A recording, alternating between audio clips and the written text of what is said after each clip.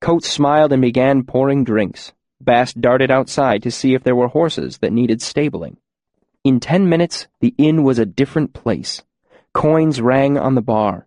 Cheese and fruit were set on platters, and a large copper pot was hung to simmer in the kitchen. Men moved tables and chairs about to better suit their group of nearly a dozen people. Coat identified them as they came in. 2 men and 2 women, wagoneers, rough from years of being outside and smiling to be spending a night out of the wind. 3 guards with hard eyes, smelling of iron. A tinker with a pot-belly and a ready smile showing his few remaining teeth.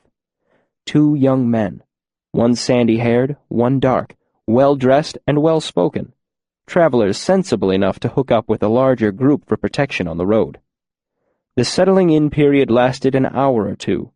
Prices of rooms were dickered over. Friendly arguments started about who slept with whom. Minor necessities were brought in from wagons or saddlebags. Baths were requested and water heated.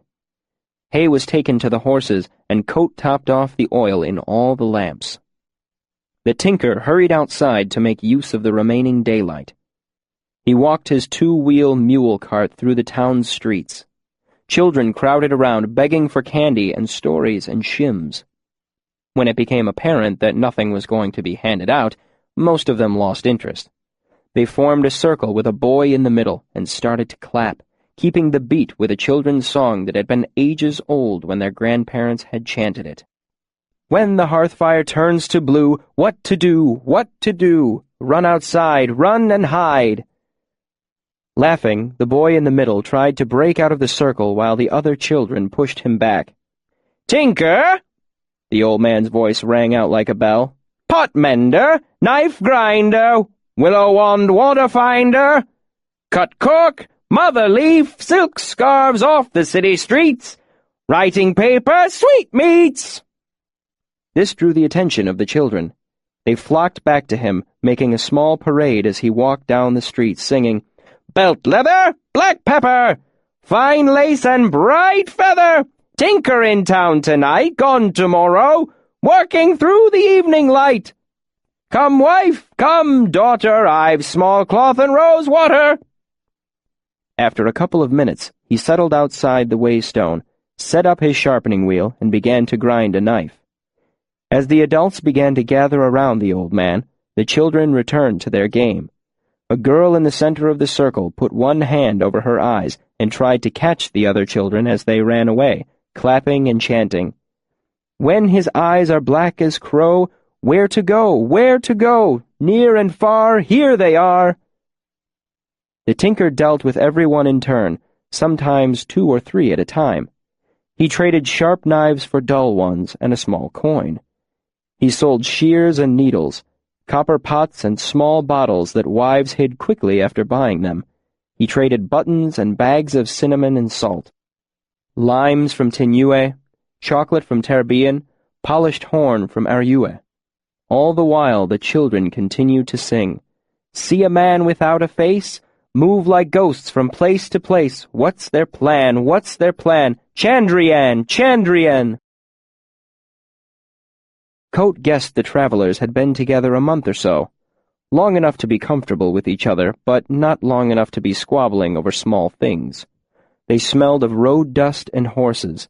He breathed it in like perfume. Best of all was the noise. Leather creaking, men laughing, the fire crackled and spat, the women flirted, someone even knocked over a chair. For the first time in a long while, there was no silence in the Waystone Inn. Or if there was, it was too faint to be noticed, or too well hidden.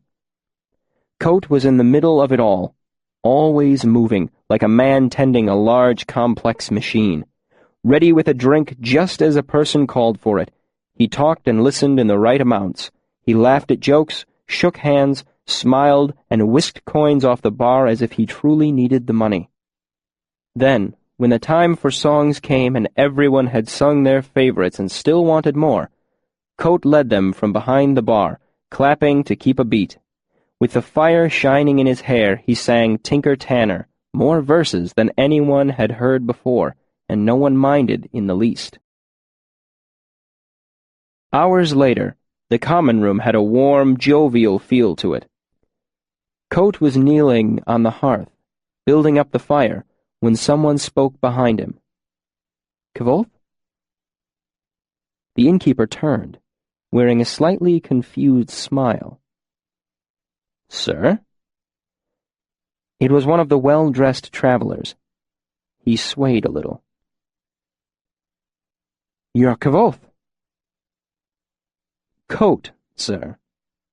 Kote replied in an indulgent tone that mothers used on children and innkeepers use on drunks. "Kvoth the Bloodless." The man pressed ahead with the dogged persistence of the inebriated. "You looked familiar, but I couldn't finger it." He smiled proudly and tapped a finger to his nose. "Then I heard you sing, and I knew it was you. I heard you in Imre once. Cried my eyes out afterward.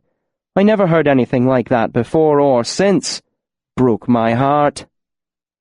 The young man's sentences grew jumbled as he continued, but his face remained earnest.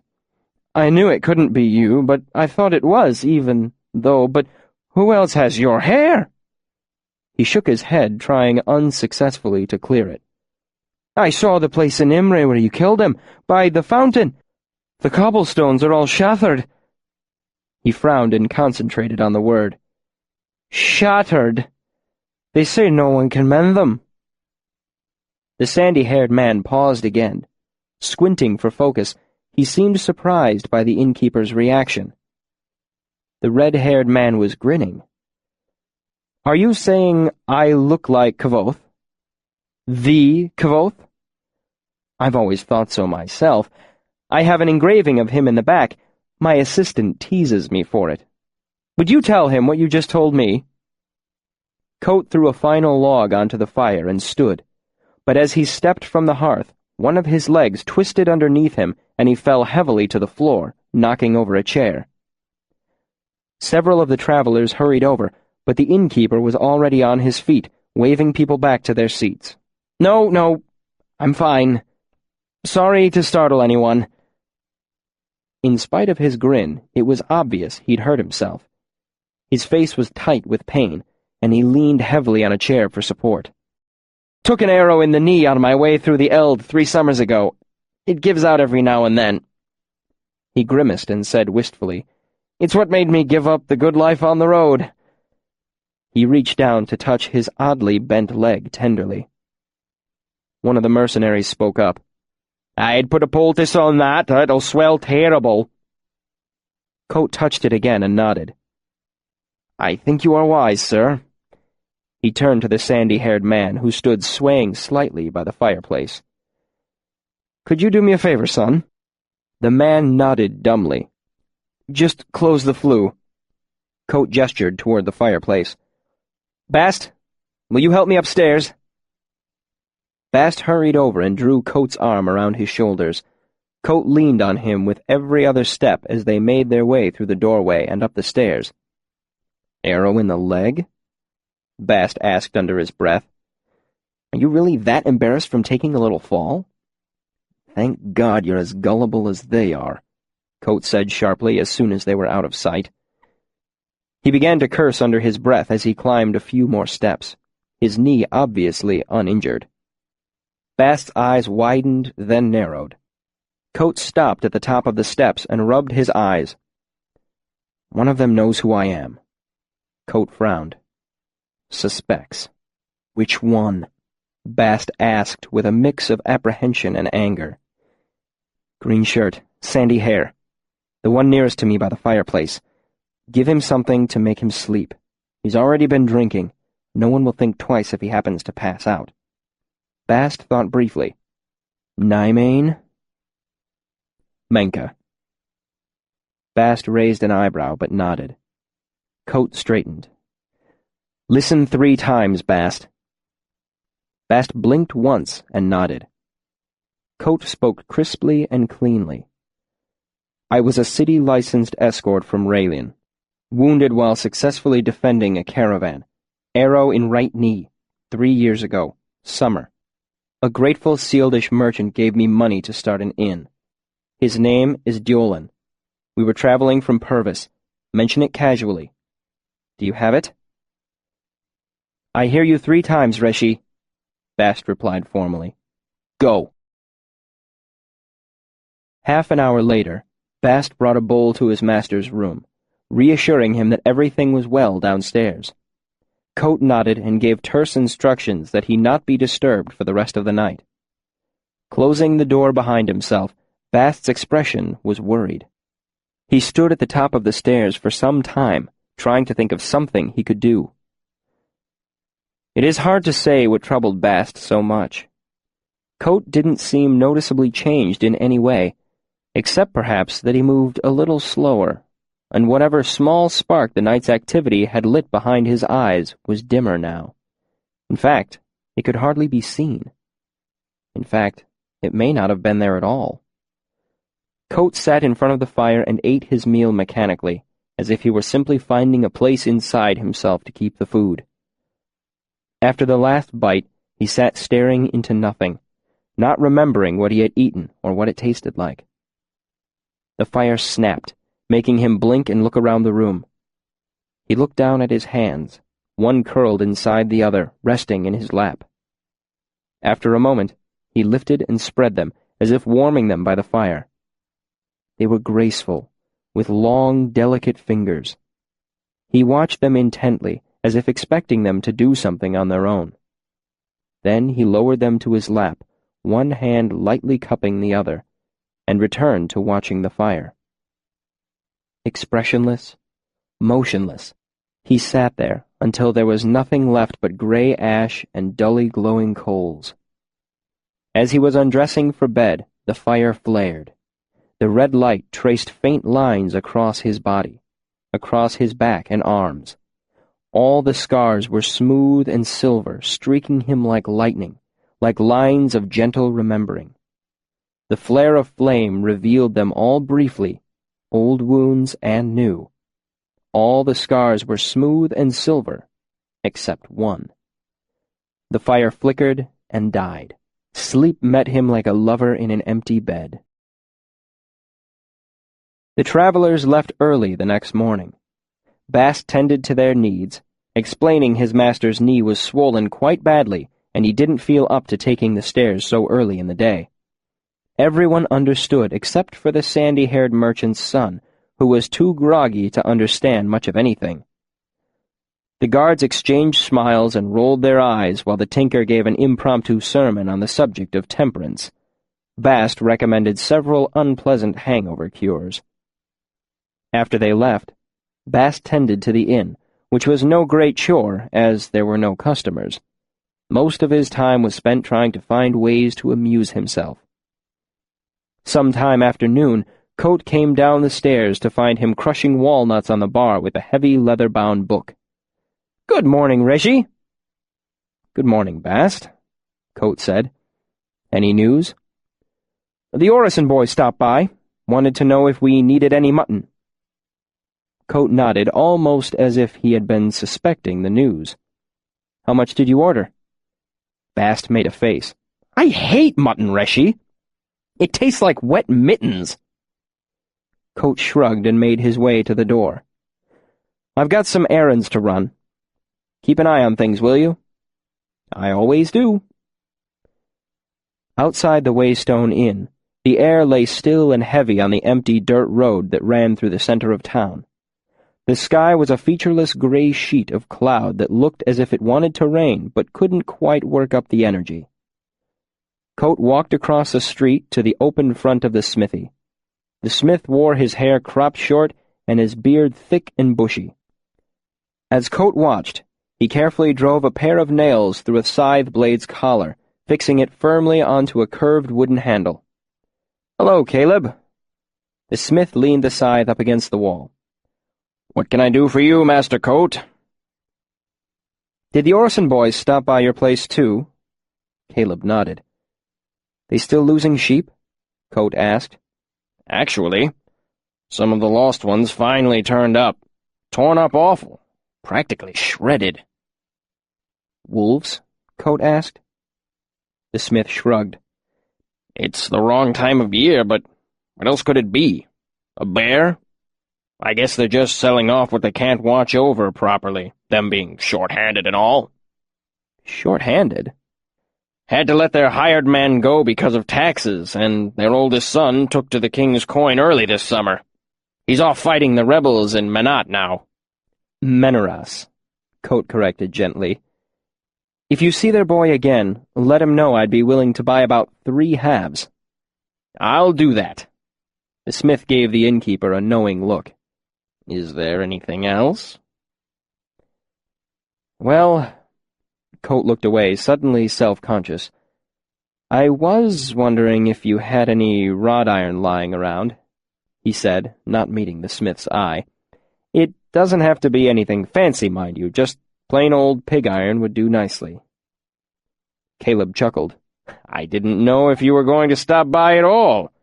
Old Cobb and the rest came by day before yesterday. He walked over to a workbench and lifted up a piece of canvas. I made a couple extras, just in case. Coat picked up a rod of iron about 2 feet long and swung it casually with one hand. Clever man. I know my business, the smith said smugly. You need anything else? Actually, Coat said as he settled the bar of iron comfortably against his shoulder, there is one other thing. Do you have a spare apron instead of forge gloves? Could have, Caleb said hesitantly. Why? There's an old bramble patch behind the inn. Coat nodded in the direction of the Waystone. I'm thinking of tearing it up so I can put in a garden next year, but I don't fancy losing half my skin doing it. The smith nodded and gestured for Coat to follow him into the back of the shop. I've got my old set, he said as he dug out a pair of heavy gloves and a stiff leather apron. Both were charred dark in places and stained with grease. They're not pretty, but they'll keep the worst of it off you, I suppose. What are they worth to you? Coat asked, reaching for his purse. The smith shook his head. A jot would be a great plenty. They're no good to me or the boy. The innkeeper handed over a coin, and the smith stuffed them into an old burlap sack. You sure you want to do it now? The smith asked. We haven't had rain in a while. The ground will be softer after the spring thaw. Coat shrugged.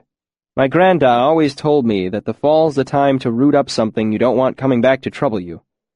Coat mimicked the quaver of an old man's voice. Things are too full of life in the spring months. In the summer they're too strong and won't let go.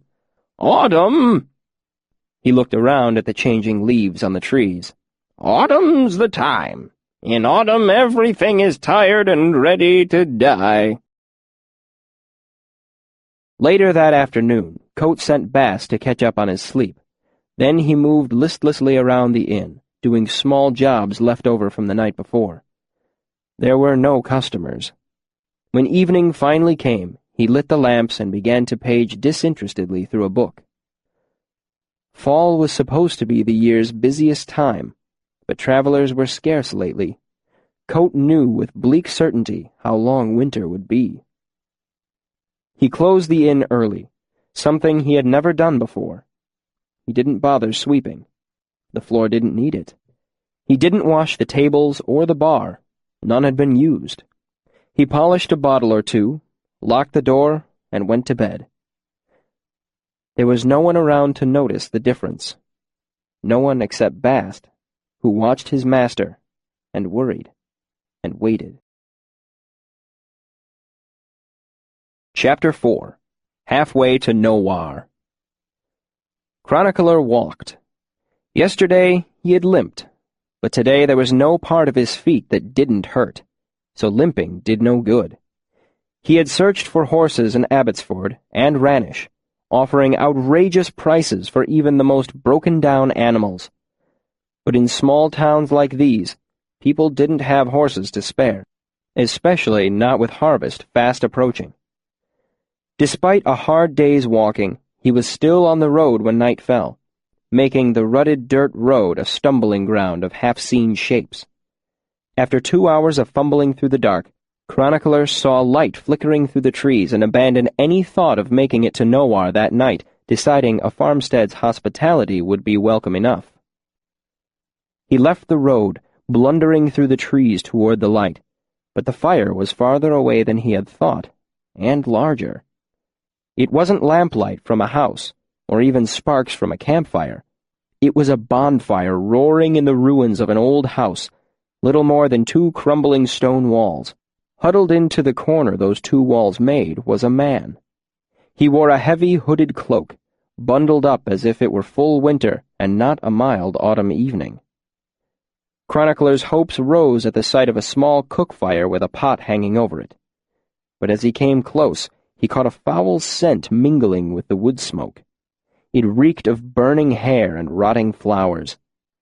Chronicler quickly decided that whatever the man was cooking in the iron pot, he wanted none of it.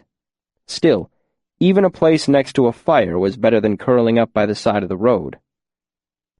Chronicler stepped into the circle of firelight. "I saw your He stopped as the figure sprang quickly to its feet, a sword held with both hands. No, not a sword. A long, dark cudgel of some sort, too regularly shaped to be a piece of firewood. Chronicler stopped dead in his tracks.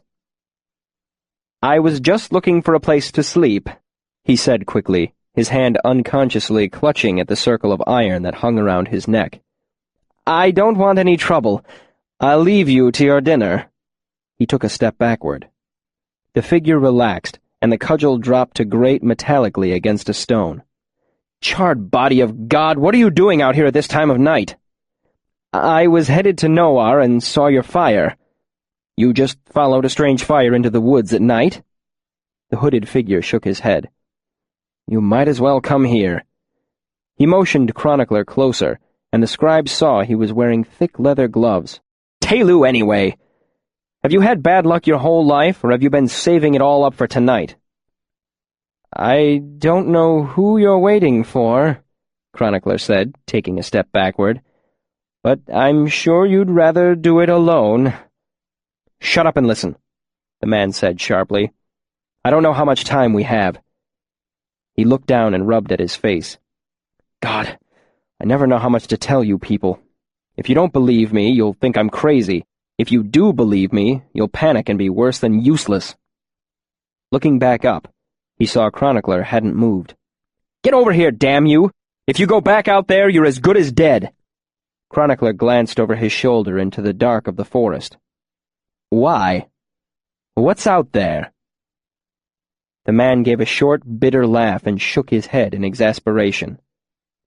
"Honestly?" He ran his hand absent-mindedly through his hair, brushing his hood back in the process. In the firelight, his hair was impossibly red, his eyes a shocking, vibrant green. He looked at Chronicler, sizing him up. "Demons," he said. "Demons in the shape of big, black spiders." Chronicler relaxed. "There's no such thing as demons." From his tone, it was obvious he'd said the same thing many, many times before. The red-haired man gave an incredulous laugh. "Well, I guess we can all go home, then." He flashed a manic grin at Chronicler. "Listen, I'm guessing you're an educated man. I respect that, and for the most part, you're right." His expression went serious. "But here and now, tonight, you're wrong. Wrong as wrong can be. You don't want to be on that side of the fire when you figure that out." The flat certainty in the man's voice sent a chill down Chronicler's back. Feeling more than slightly foolish, he stepped delicately around to the other side of the bonfire. The man sized him up quickly. "I don't suppose you have any weapons?" Chronicler shook his head. "It doesn't really matter. A sword wouldn't do you much good." He handed Chronicler a heavy piece of firewood. "You probably won't be able to hit one, but it's worth a try. They're fast. If one of them gets on you, just fall down. Try to land on it. Crush it with your body. Roll on it. If you get a hold of one, throw it into the fire." He drew the hood back over his head, speaking quickly. "If you have any extra clothes, put them on. If you have a blanket you could wrap—" He stopped suddenly and looked out across the circle of firelight. "Get your back against the wall," he said abruptly, bringing his iron cudgel up with both hands. Chronicler looked past the bonfire. Something dark was moving in the trees. They came into the light, moving low across the ground. Black shapes, many-legged and large as cartwheels. One, quicker than the rest, rushed into the firelight without hesitating, moving with the disturbing, sinuous speed of a scuttling insect. Before Chronicler could raise his piece of firewood, the thing skirted sideways around the bonfire and sprang at him, quick as a cricket. Chronicler threw up his hands just as the black thing struck his face and chest. Its cold, hard legs scrabbled for a hold, and he felt bright stripes of pain across the backs of his arm. Staggering away, the scribe felt his heels snag on the rough ground, and he began to topple over backward, arms flailing wildly. As he fell, Chronicler caught one last glimpse of the circle of firelight. More of the black things were scuttling out of the dark, their feet beating a quick staccato rhythm against roots and rocks and leaves. On the other side of the fire, the man in the heavy cloak held his iron cudgel ready with both hands. He stood perfectly still, perfectly silent, waiting. Still falling backward with the dark thing on top of him, Chronicler felt a dull, dark explosion as the back of his head struck the stone wall behind him. The world slowed, turned blurry, then black. Chronicler opened his eyes to a confusing mass of dark shapes and firelight. His skull throbbed. There were several lines of bright, clear pain crossing the backs of his arms, and a dull ache that pulled at his left side every time he drew in a breath. After a long moment of concentration, the world came into a blurry focus. The bundled man sat nearby. He was no longer wearing his gloves, and his heavy cloak hung off his body in loose tatters, but other than that, he seemed unscathed. His hood was up, hiding his face. "You're awake?" the man asked curiously. "That's good. You can never be sure with a head wound." The hood tilted a bit. "Can you talk? Do you know where you are?" "Yes," Chronicler said thickly. It seemed to take far too much effort to make a single word. "Even better.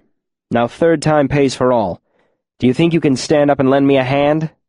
We need to burn and bury the bodies." Chronicler moved his head a bit and felt suddenly dizzy and nauseous. "What happened?" "I might have broken a couple of your ribs," the man said. "One of them was all over you. I didn't have a lot of options." He shrugged. "I'm sorry for whatever that's worth. I've already stitched up the cuts on your arms. They should heal up nicely." "They're gone?" The hood nodded once. "The Skryll don't retreat. They're like wasps from a hive. They keep attacking until they die." A horrified look spread over Chronicler's face. "There's a hive of these things?" "Dear God, no! There were just these 5. Still, we have to burn and bury them just to be sure. I already cut the wood we'll need, ash and rowan." Chronicler gave a laugh that sounded slightly hysterical. "Just like the children's song. Let me tell you what to do. Dig a pit that's 10 by 2, ash and elm and rowan too." "Yes, indeed," the bundled man said dryly. "You'd be surprised at the sorts of things hidden away in children's songs. But while I don't think we need to dig the entire 10 feet down, I wouldn't refuse a little help." He trailed off meaningfully. Chronicler moved one hand to feel the back of his head gingerly, then looked at his fingertips, surprised that they weren't covered in blood. "I think I'm fine," he said as he cautiously levered himself up onto one elbow and from there into a sitting position. "Is there any—" His eyes flickered, and he went limp, falling bonelessly backward. His head struck the ground, bounced once, and came to a rest tilted slightly to one side. Coate sat patiently for a few long moments, watching the unconscious man. When there was no movement other than the chest slowly rising and falling, he came stiffly to his feet and knelt at Chronicler's side. Coat lifted one eyelid, then the other, and grunted at what he saw, not seeming particularly surprised. "I don't suppose there's any chance of you waking up again?" he asked without much hope in his voice. He tapped Chronicler's pale cheek lightly. "No chance at—" A drop of blood spotted Chronicler's forehead, followed quickly by another. Coat straightened up so that he was no longer leaning over the unconscious man, and wiped the blood away as best he could, which wasn't very well, as his hands were covered in blood themselves. "Sorry," he said absently. He gave a deep sigh and pushed back his hood. His red hair was matted down against his head, and half his face was smeared with drying blood. Slowly, he began to peel away the tattered remains of his cloak. Underneath was a leather blacksmith's apron, wildly scored with cuts. He removed that as well, revealing a plain gray shirt of homespun. Both his shoulders and his left arm were dark and wet with blood. Coat fingered the buttons of his shirt for a moment, then decided against removing it. Climbing gingerly to his feet, he picked up the spade and slowly, painfully, began to dig.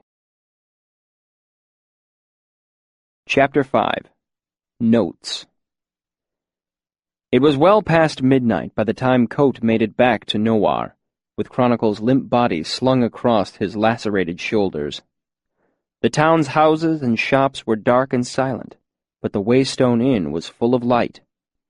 Bast stood in the doorway, practically dancing with irritation. When he spotted the approaching figure, he rushed down the street, waving a piece of paper angrily. "A note? You sneak out and leave me a note?" he hissed angrily. "What am I, some dockside whore?" Coat turned around and shrugged Chronicler's limp body into Bast's arms. "I knew you would just argue with me, Bast." Bast held Chronicler easily in front of him. "It wasn't even a good note. If you are reading this, I am probably dead. What sort of note is that?" "You weren't supposed to find it till morning," Coat said tiredly, as they began to walk down the street to the inn. Bast looked down at the man he was carrying, as if noticing him for the first time. "Who's this?"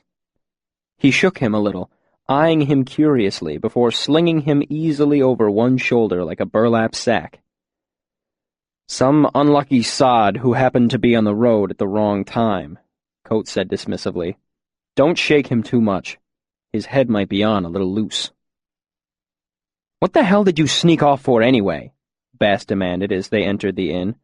"If you're going to leave a note, it should at least tell me what—" Bast's eyes widened as he saw Coat in the light of the inn, pale and streaked with blood and dirt. "You can go ahead and worry if you want," Coat said dryly. "It's every bit as bad as it looks." "You went out hunting for them, didn't you?" Bast hissed, then his eyes widened. "No. You kept a piece of the one Carter killed. I can't believe you. You lied to me. To me!" Coat sighed as he trudged up the stairs. "Are you upset by the lie, or the fact that you didn't catch me at it?" he asked as he began to climb. Bast spluttered. "I'm upset that you thought you couldn't trust me." They let their conversation lapse as they opened one of the many empty rooms on the second floor, undressed Chronicler, and tucked him snugly into bed. Coat left the man's satchel and travel sack on the floor nearby. Closing the door to the room behind him, Coat said, "I trust you, Bast, but I wanted you safe. I knew I could handle it." "I could have helped, Reshi." Bast's tone was injured. "You know I would have." "You can still help, Bast," Coat said as he made his way to his room and sat heavily on the edge of his narrow bed. "I need some stitching done." He began to unbutton his shirt. "I could do it myself, but the tops of my shoulders and back are hard to reach." "Nonsense, Reshi. I'll do it." Coat made a gesture to the door. "My supplies are down in the basement." Bast sniffed disdainfully. "I will use my own needles, thank you very much. Good, honest bone. None of your nasty, jagged iron things stabbing you like little slivers of hate." He shivered. "Stream and stone, it's frightening how primitive you people are." Bast bustled out of the room, leaving the door open behind him. Coat slowly removed his shirt, grimacing and sucking his breath through his teeth as the dried blood stuck and tugged against the wounds. His face went stoic again when Bast came back into the room with a basin of water and began to clean him off. As the dried blood was washed away, a wild scoring of long, straight cuts became clear. They gaped redly against the innkeeper's fair skin, as if he had been slashed with a barber's razor or a piece of broken glass. There were perhaps a dozen cuts in all, most of them on the tops of his shoulders, a few across his back and along his arms. One started on the top of his head and ran down his scalp to behind his ear. "I thought you weren't supposed to bleed, Reshi," Bast said. "Bloodless and all that." "Don't believe everything you hear in stories, Bast. They lie to you." "Well, you aren't nearly as bad off as I thought," Bast said, wiping his hands clean. "Though by all rights you should have lost a piece of your ear. Were they wounded like the one that attacked Carter?" "Not that I could see," Coat said. "How many were there?" "5. "5?" Bast said aghast. "How many did the other fellow kill?" "He distracted one of them for a while," Coat said generously. "Unpowen, Reshi!" Bast said, shaking his head as he threaded a bone needle with something thinner and finer than gut. "You should be dead! You should be dead twice!" Coat shrugged. "It's not the first time I should be dead, Bast. I'm a fair hand at avoiding it." Bast bent to his work. "This will sting a bit," he said, his hands strangely gentle. "Honestly, Reshi, I can't see how you've managed to stay alive this long." Coat shrugged again and closed his eyes. "Neither do I, Bast," he said. His voice was tired and gray. Hours later, the door to Coat's room cracked open and Bast peered inside. Hearing nothing but slow, measured breathing, the young man walked softly to stand beside the bed and bent over the sleeping man. Bast eyed the color of his cheeks, smelled his breath, and lightly touched his forehead, his wrist, and the hollow of his throat above his heart. Then Bast drew a chair alongside the bed and sat, watching his master, listening to him breathe. After a moment, he reached out and brushed the unruly red hair back from his face, like a mother would with a sleeping child. Then he began to sing softly, the tune lilting and strange, almost a lullaby. "How odd to watch a mortal kindle, then to dwindle day by day, knowing their bright souls are tinder, and the wind will have its way. Would I could my own fire lend, what does your flickering portend?" Bast's voice faded until at last he sat motionless, watching the rise and fall of his master's silent breathing through the long hours of morning's early dark. Chapter 6. The Price of Remembering. It was early evening of the next day before Chronicler came down the stairs to the common room of the Waystone Inn. Pale and unsteady, he carried his flat leather satchel under one arm. Coat sat behind the bar, paging through a book. "Ah, our unintentional guest. How's the head?" Chronicler raised a hand to touch the back of his head. "Thrubs a bit when I move around too quickly, but it's still working." "Glad to hear it," Coat said. "Is this—" Chronicler hesitated, looking around. "Are we in Nowar?" Coat nodded. "You are, in fact, in the middle of Nowar." He made a dramatic sweeping gesture with one hand. "Thriving metropolis, home to dozens." Chronicler stared at the red-haired man behind the bar. He leaned against one of the tables for support. "God's charred body," he said breathlessly. It really is you, isn't it? The innkeeper looked puzzled. I beg your pardon?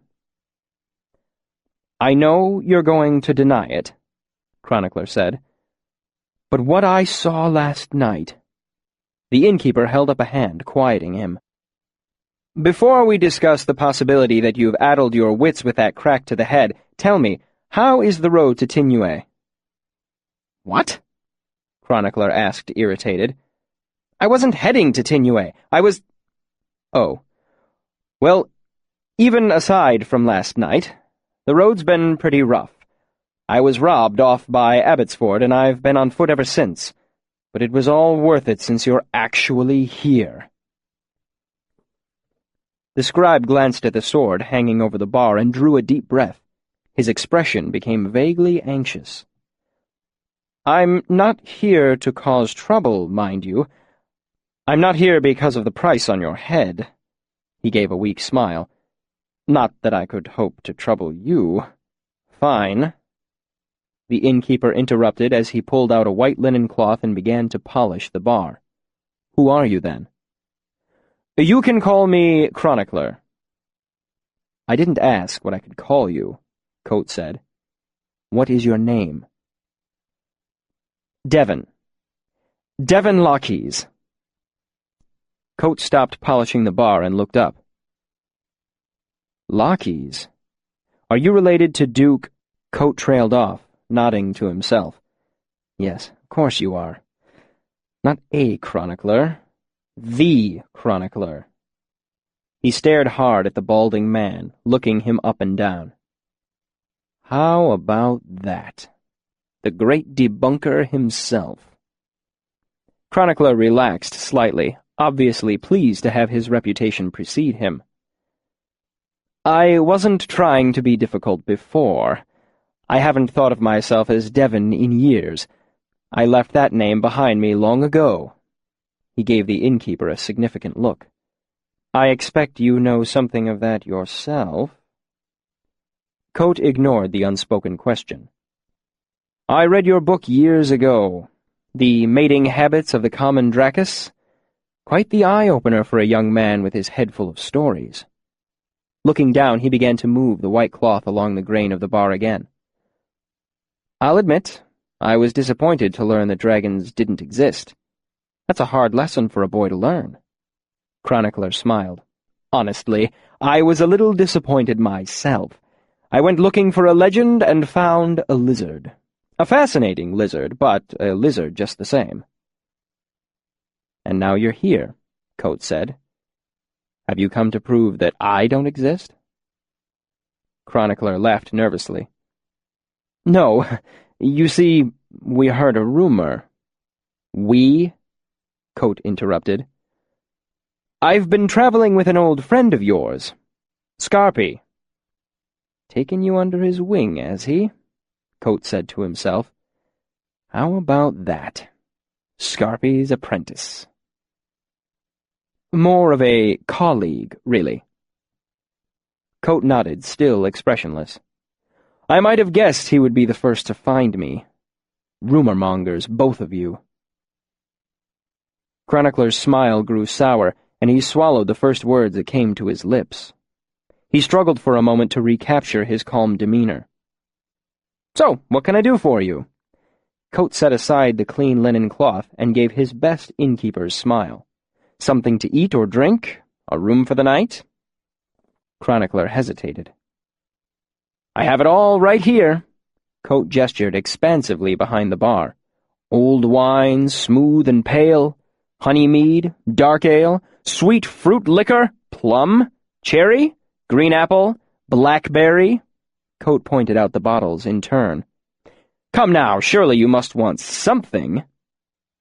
As he spoke, his smile widened, showing too many teeth for a friendly innkeeper's grin. At the same time, his eyes grew cold and hard and angry. Chronicler dropped his gaze. I thought that... You thought? Coate said derisively, dropping all pretense of a smile. I very much doubt it. Otherwise you might have thought, he bit off the word, of how much danger you were putting me in by coming here. Chronicler's face grew red. "I'd heard that Kvothe was fearless," he said hotly. The innkeeper shrugged.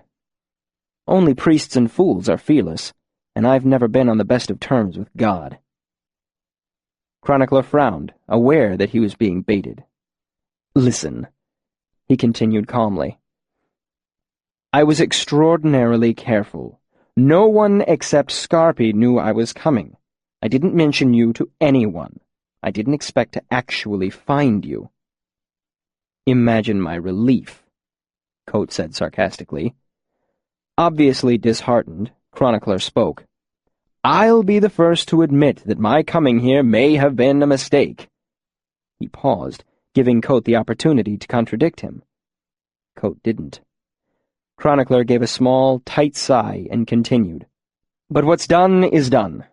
Won't you even consider—" Kote shook his head. "It was a long time ago." "Not even 2 years," Chronicler protested. "And I'm not what I was," Kote continued without pausing. "And what was that, exactly?"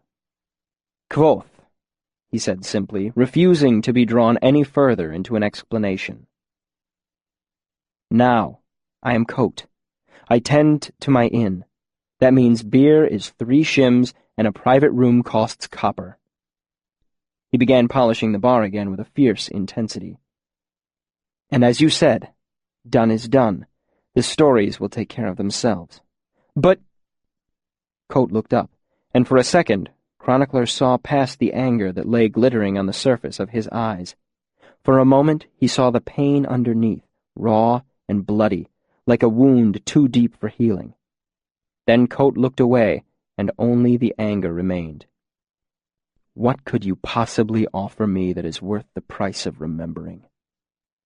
"Everyone thinks you're dead." "You don't get it, do you?" Kote shook his head, stuck between amusement and exasperation. "That's the whole point. People don't look for you when you're dead. Old enemies don't try to settle scores. People don't come asking you for stories," he said acidly. Chronicler refused to back down. "Other people say you're a myth." "I am a myth," Kote said easily, making an extravagant gesture. "A very special kind of myth that creates itself. The best lies about me are the ones I told." "They say you never existed," Chronicler corrected gently. Kote shrugged nonchalantly, his smile fading an imperceptible amount. Sensing weakness, Chronicler continued. "Some stories paint you as little more than a red-handed killer." "I'm that too." Kote turned to polish the counter behind the bar. He shrugged again, not as easily as before. "I've killed men and things that were more than men. Every one of them deserved it." Chronicler shook his head slowly. "The stories are saying assassin, not hero. Kvothe the Arcane and Kvothe King-Killer are 2 very different men." Kote stopped polishing the bar and turned his back to the room. He nodded once without looking up. "Some are even saying that there is a new Chandrian, a fresh terror in the night, his hair as red as the blood he spills." "The important people know the difference," Kote said, as if he were trying to convince himself, but his voice was weary and despairing, without conviction. Chronicler gave a small laugh. "Certainly, for now. But you, of all people, should realize how thin the line is between the truth and a compelling lie, between history and an entertaining story." Chronicler gave his words a minute to sink in. "You know which will win, given time." Kote remained facing the back wall, hands flat on the counter. His head was bowed slightly, as if a great weight had settled onto him. He did not speak. Chronicler took an eager step forward, sensing victory. "Some people say there was a woman." "What do they know?" Coat's voice cut like a saw through bone. What do they know about what happened? He spoke so softly that Chronicler had to hold his breath to hear. They say she... Chronicler's words stuck in his suddenly dry throat as the room grew unnaturally quiet.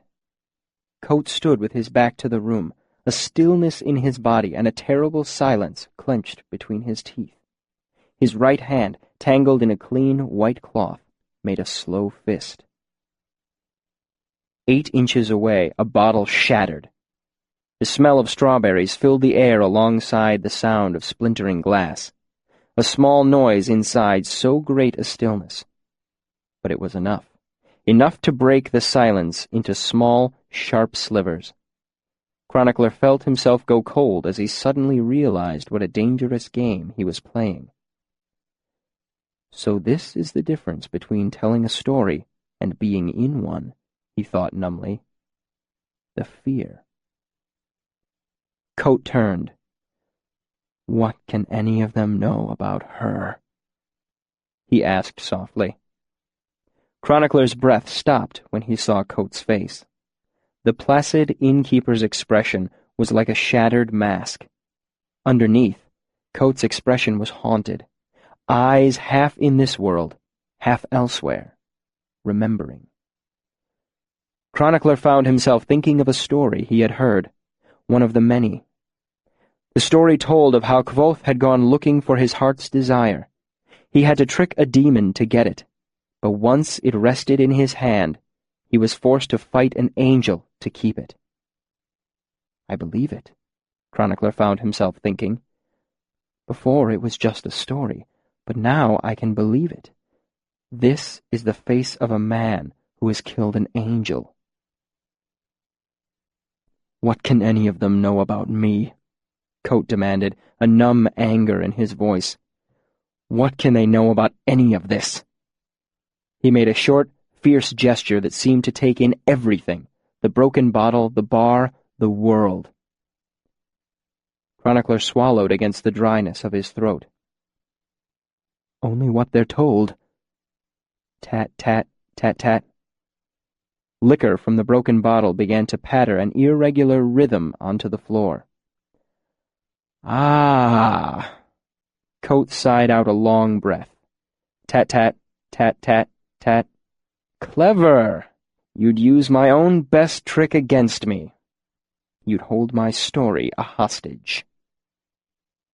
I would tell the truth. Nothing but the truth could break me.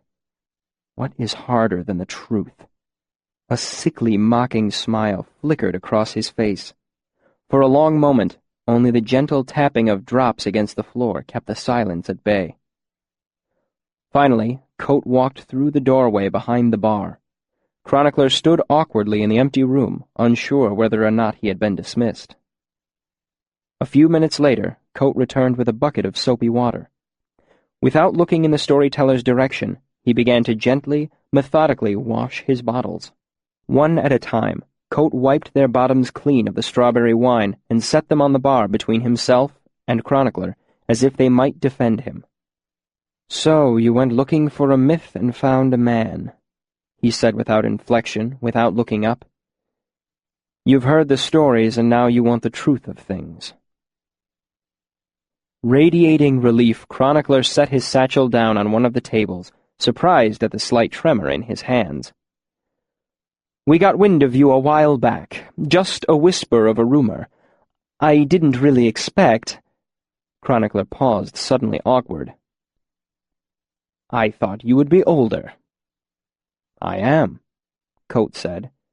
Chronicler looked puzzled, but before he could say anything, the innkeeper continued.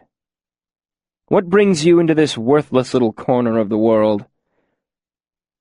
An appointment with the Earl of Baden-Bright, Chronicler said, puffing himself up slightly. 3 days from now in Treya. The innkeeper paused mid-polish. You expect to make it to the Earl's manor in 4 days? He asked quietly. I am behind schedule, Chronicler admitted. My horse was stolen near Abbotsford. He glanced out the window at the darkening sky. But I'm willing to lose some sleep. I'll be off in the morning and out of your hair. Well, I wouldn't want to cost you any sleep, Coate said sarcastically, his eyes gone hard again. I can tell the whole thing in one breath. He cleared his throat. I trooped, traveled, loved, lost, trusted, and was betrayed. Write that down and burn it for all the good it will do you. You needn't take it that way, Chronicler said quickly. We can take the whole night if you like, and a few hours in the morning as well. How gracious, Coate snapped. You'll have me tell my story in an evening, with no time to collect myself, no time to prepare? His mouth made a thin line. No. Go dally with your Earl. I'll have none of it. Chronicler spoke quickly. If you're certain you'll need— Yes. Coate set a bottle down hard on the bar. Hard. It's safe to say I'll need more time than that, and you'll get none of it tonight.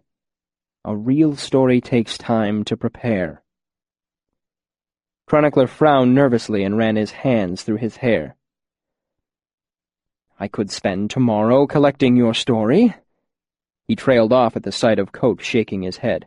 After a pause, he started again, almost talking to himself.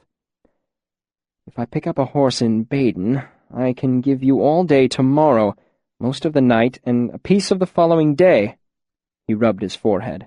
I hate riding at night, but— I'll need 3 days, Coate said. I'm quite sure of it.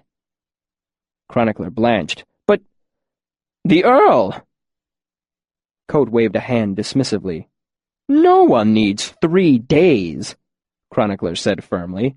I interviewed Orrin Velsiter. Orrin Velsiter, mind you! He's 80 years old and done 200 years' worth of living. 500 if you count the lies. He sought me out, Chronicler said with particular emphasis. He only took 2 days. That is my offer, the innkeeper said simply. I'll do this properly or not at all. Wait! Chronicler brightened suddenly. I've been thinking about this all backward, he said, shaking his head at his own foolishness. I'll just visit the Earl, then come back. You can have all the time you like then. I could even bring Scarpy back with me. Coate gave Chronicler a look of profound disdain. What gives you the slightest impression that I would be here when you came back? He asked incredulously. For that matter, what makes you think you are free to simply walk out of here knowing what you know? Chronicler went very still. He swallowed and started again. Are you saying that— The story will take 3 days, Coate interrupted, starting tomorrow. That is what I am saying. Chronicler closed his eyes and ran his hand over his face. The Earl would be furious, of course. No telling what it might take to get back in his good graces. Still— If that's the only way I can get it, I accept. I'm glad to hear it. The innkeeper relaxed into a half-smile. Come now, is 3 days really so unusual? Chronicler's serious expression returned. 3 days is quite unusual. But then again— Some of the self-importance seemed to leak out of him. Then again— He made a gesture as if to show how useless words were. You are Kvothe. The man who called himself Coate looked up from behind his bottles. A full-lipped smile played about his mouth. A spark was kindling behind his eyes. He seemed taller. Yes, I suppose I am, Kvothe said, and his voice had iron in it. Chapter 7. Of Beginnings and the Names of Things. Sunlight poured into the Waystone. It was a cool, fresh light, fitted for beginnings. It brushed past the miller as he set his water wheel turning for the day. It lit the forge the smith was rekindling after 4 days of cold metal work. It touched draft horses hitched to wagons and sickle blades glittering sharp and ready at the beginning of an autumn day. Inside the Waystone, The light fell across Chronicler's face and touched a beginning there, a blank page waiting the first words of a story. The light flowed across the bar, scattered 1,000 tiny rainbow beginnings from the colored bottles, and climbed the wall toward the sword, as if searching for one final beginning. But when the light touched the sword, there were no beginnings to be seen. In fact, the light the sword reflected was dull, burnished, and ages old. Looking at it, Chronicler remembered that though it was the beginning of a day, it was also late autumn and growing colder. The sword shone with the knowledge that dawn was a small beginning compared to the ending of a season, the ending of a year. Chronicler pulled his eyes away from the sword, aware that Kvothe had said something, but not knowing what. "I beg your pardon? How do people normally go about relating their stories?" Kvothe asked. Chronicler shrugged. "Most simply tell me what they remember. Later, I record events in the proper order, remove the unnecessary pieces, clarify, simplify, that sort of thing." Kvothe frowned. "I don't think that will do." Chronicler gave him a shy smile. "Storytellers are always different.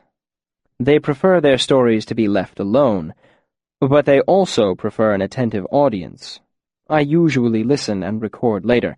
I have a nearly perfect memory." "Nearly perfect doesn't quite suit me." Kvothe pressed a finger against his lips. "How fast can you write?" Chronicler gave a knowing smile. "Faster than a man can talk." Kvothe raised an eyebrow. "I'd like to see that." Chronicler opened his satchel. He brought out a stack of fine, white paper and a bottle of ink. After arranging them carefully, he dipped a pen and looked expectantly at Kvothe. Kvothe sat forward in his chair and spoke quickly. "I am, we are, she is, he was, they will be." Chronicler's pen danced and scratched down the page as Kvothe watched it. "I, Chronicler, do hereby avow that I can neither read nor write, supine, irreverent, jackdaw, quartz, liqueur, agoliant, lin tach lusoren hia. There was a young widow from Phaeton whose morals were hard as a rock. She went to confession for her true obsession." Kvothe leaned farther forward to watch as Chronicler wrote. "Interesting. Oh, you may stop." Chronicler smiled again and wiped his pen on a piece of cloth. The page in front of him held a single line of incomprehensible symbols. "Some sort of cipher?" Kvothe wondered aloud. "Very neatly done, too. I'll bet you don't spoil many pages." He turned the sheet to look at the writing more carefully. "I never spoil pages," Chronicler said haughtily. Kvothe nodded without looking up. "What does egoliant mean?" Chronicler asked. "Oh, nothing. I made it up. I wanted to see if an unfamiliar word would slow you down." He stretched and pulled his chair closer to Chronicler's. "As soon as you show me how to read this, we can begin." Chronicler looked doubtful. "It's a very complex—" Seeing Kvothe's frown, he sighed. "I'll try." Chronicler drew a deep breath and began to write a line of symbols as he spoke. "There are around 50 different sounds we use to speak. I've given each of them a symbol consisting of 1 or 2 pen strokes. It's all sound. I could conceivably transcribe a language I don't even understand." He pointed. "These are different vowel sounds." "All vertical lines," Kvothe said, looking intently at the page. Chronicler paused, thrown off his stride. "Well, yes." "The consonants would be horizontal, then? And they would combine like this?" Taking the pen, Kvothe made a few marks of his own on the page. "Clever. You'd never need more than 2 or 3 for a word." Chronicler watched Kvothe quietly. Kvothe didn't notice. His attention was on the paper. "If this is am, then these must be the ah sounds." He motioned to a group of characters Chronicler